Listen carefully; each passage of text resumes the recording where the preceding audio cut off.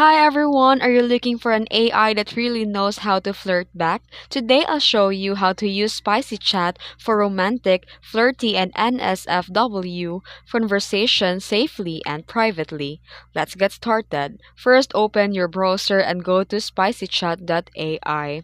You can explore right away or create a free account for more features and chat history. Then here scroll down the available AI characters from playful crushes to fantasy lovers.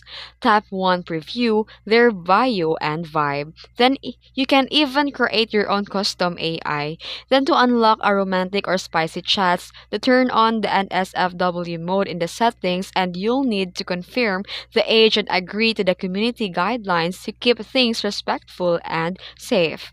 And then here you can start chatting. You can type your message and watch the AI respond with flirty, emotional, or steamy replies, whatever vibe you're going for. And want to deeper convos? You can use memory or personality options to shape your AI's responses. And that's it. That's how you turn up the heat with spicy chat. If you found this video helpful, please like this video and drop your fave AI in the comments and subscribe for more smart tech tips. Thanks for watching.